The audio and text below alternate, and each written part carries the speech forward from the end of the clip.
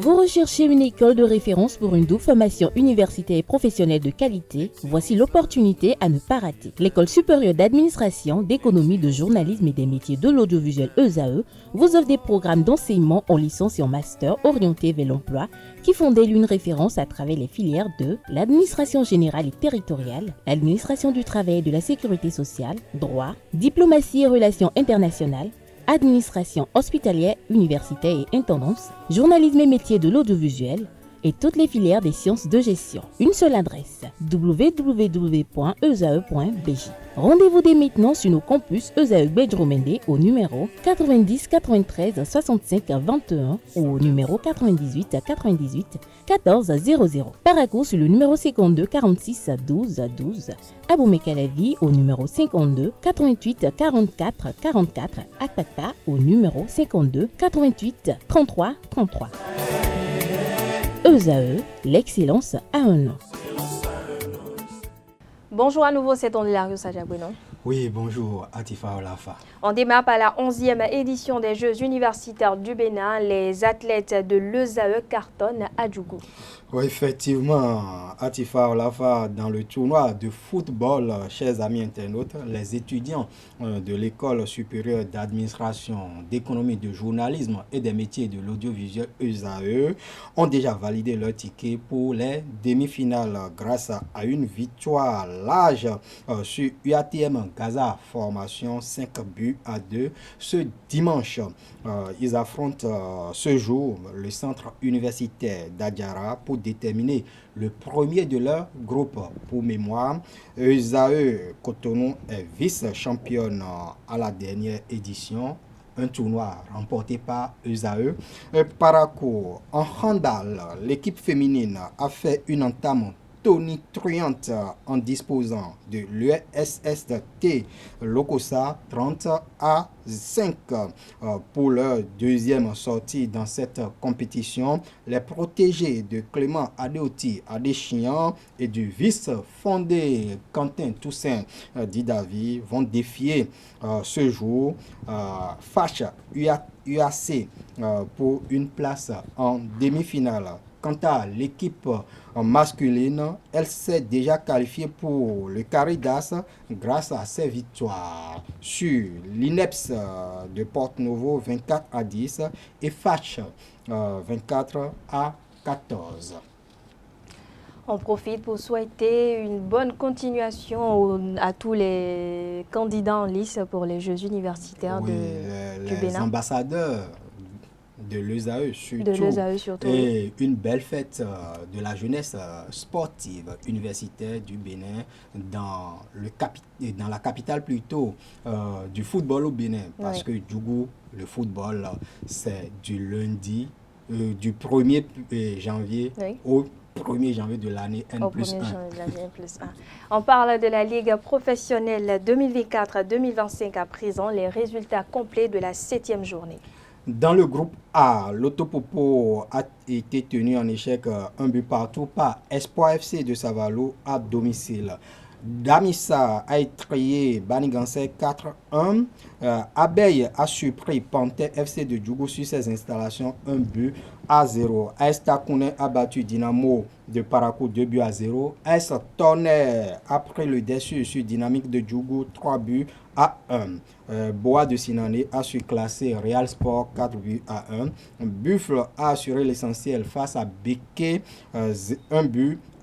Dadje a dominé Hodio 2-0. Dynamo Tabomé a été accroché à domicile par l'Union sportive des Cavaliers de Niki sur le score d'1 but partout. Nous allons suivre les réactions de fin de match entre l'Autopopo et Espoir FC de Savalou. Un but qui arrive comme ça arrive dans le football. Après, ils ont eu une excellente réaction. Ils ont dominé l'adversaire. En deuxième période, ils ont dominé l'adversaire, même s'il faut reconnaître que l'adversaire a joué avec la montre aussi. C'est normal. Quand on vient aussi chercher un point à 1, c'est normal qu'ils essayent de tuer le temps. Et nous, à ce moment, on a mis l'intensité qu'il fallait. On a eu des occasions. Mais comme je l'ai dit tantôt, ce qui n'a pas marché aujourd'hui, c'était l'individualisme sur le plan offensif. Vous savez, en matière de football, celui qui a le ballon ne doit pas être beaucoup plus rapide que ceux qui demandent le ballon. Et ce qu'on a constaté sur les centres dont vous parlez, dont vous faisiez allusion tout de suite, il y avait toujours notre latéral qui débordait, mais il n'y avait pas de la présence dans la surface de réparation pour remettre le ballon au fond des filets. Une fois qu'on l'a fait, on a marqué, c'était le but égalisateur, que le latéral déborde et les autres étaient en présence dans la surface de réparation. On est arrivé à égaliser. Après, en première période, à un certain moment, il ne le faisait pas. En deuxième période, l'équipe adverse était en bloc bas, bloc médian, ce qu'on avait travaillé. On a eu des opportunités dans la surface, mais comme je l'ai dit tantôt, l'individualisme des joueurs, et je pense que c'est un discours qu'il faut tenir avec eux dans la semaine, pas dans la semaine, dès demain et après-demain, pour essayer de gagner le prochain match. Voilà, un message de fin. Un message de fin, c'est de demander aux supporters de revenir supporter l'équipe contre Odio, demander aussi aux gens d'Odio de venir avec beaucoup de fair play, sachant que c'est un match de football, c'est 90 minutes et que le meilleur gagne. Merci beaucoup. Really, it's not a very big secret. It's just about hard work, le championnat, dedication and et high que nous avons véritablement travaillé pour arriver à ce niveau, que ce n'est pas un secret, c'est juste le travail, travailler dur. Et nous avons commencé le championnat, on a gagné 2 premiers matchs, après on a perdu donc, à Baniganse, donc il fallait encore se reprendre au sérieux, travailler dur et savoir qu'on ne doit pas quitter ici les mains vides, partir au moins avec quelque chose. Et Espoir de Savalo aujourd'hui n'est plus une petite équipe et qu'on se doit de rehausser l'image de cette équipe et d'amener très haut le nom de cette équipe. Et que ce n'est pas que ça le secret, qu'aujourd'hui, quand vous jouez à l'extérieur comme à domicile, vous avez de très bons stades. Et quand il y a de très bons stades, ça permet de développer un beau jeu. Et développer un beau jeu qui félicite le gouvernement du Bénin qui s'est battu pour construire beaucoup de stades. Et partout où vous allez dans le championnat, vous trouvez de bons stades et ça vous permet de produire de très bons jeux, de très bons foot. Dans la poule B, Aïma a pris le meilleur sur la jeunesse athlétique de Kétou 3-0. Coton A OB, les Chines à domicile face à Asvo, 0 but contre 1. Il faut dire que dans ce match, les cotonniers ont payé leur manque de réalisme et leur passivité en défense sur cette action de fin de match. Résumé de la rencontre.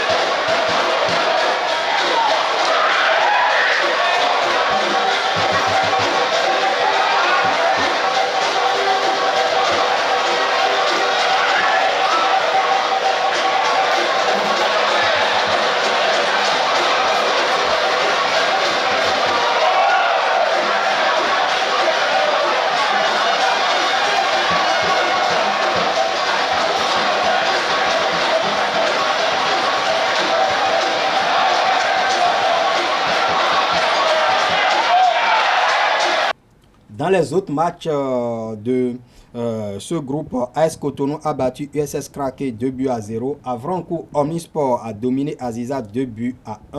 Match nul et vierge entre Requin et Aspac. Adidja a renoué avec la victoire sur le terrain de Étoile Filante. La GSO a gagné l'AS Police 1-0. La GSP, la jeunesse sportive de Pobet, a infligé à Sobemap une deuxième défaite de suite, 1-0. Enfin, Sitatunga et Dragon se sont séparés dos à dos sur le score d'1 partout au classement. Dadier reste aux commandes du groupe A avec 16 points devant Dynamo d'Abomey, 13 points et Espoir de Savalou, 13 points également. Dans le groupe B, Aïma est le nouveau leader avec 13 points grâce à une meilleure différence de but devant la Sobemap. Et puis on parle basketball et à présent, Énergie BBC termine 4e des éliminatoires de la zone 3 de Women's Basketball League Africa 2024. Opposés à Customs du Nigeria pour la 3e place, les électriciennes ont perdu 43 contre 61 et terminent cette campagne qualificative au pied du podium. En demi-finale la veille, c'est-à-dire le samedi. Aïchatou, Kondo et ses coéquipiers n'ont pas pu faire le poids face aux Ivoiriennes de FBA. Défaite 29 contre 77. Et voilà, c'est tout? Ou il reste encore une autre actualité? On va partager des nouvelles de handball avec nos chers amis internautes pour boucler cette page sport.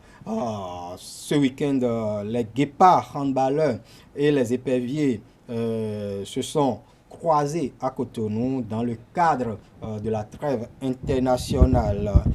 2 matchs remportés par la sélection béninoise, 30-23 le samedi et 31-27 le dimanche.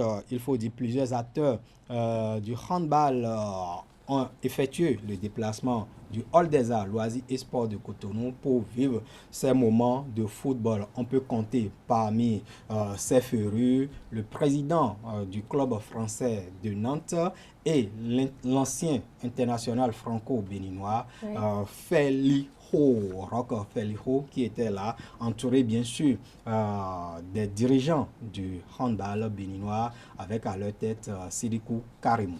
Merci à vous, c'est Ondélargue Sadia Bueno pour cette présentation de l'actualité sportive. Merci également à vous, Nonsirine Fatonvi. On se retrouve tout à l'heure pour le panel de discussion. À présent, je vais convier en plateau Djesugo Beno pour le prénom du jour et Quentin Amoussou pour les prévisions astrologiques.